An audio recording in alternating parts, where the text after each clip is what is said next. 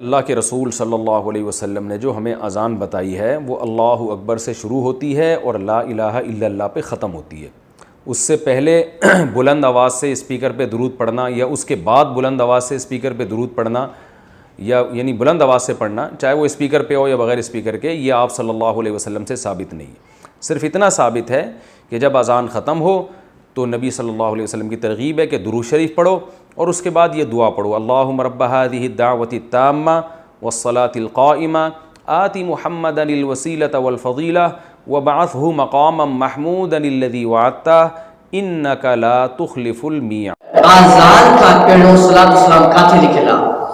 جو پان پڑھندا ہے الصلاۃ والسلام علیک یا رسول اللہ وعلی آلہ واصحابہ یا حبیب اللہ، وہ چوندا ہے کہ یہ کاتھے لکھلا،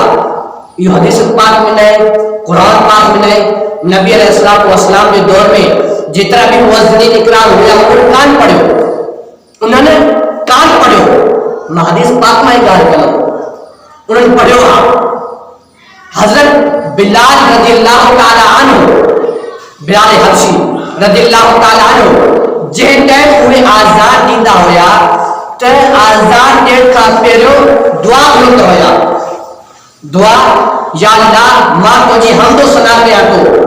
اے ماں یا دعا کیا تو جے قریش آئے، قریش نبی لوگ اوے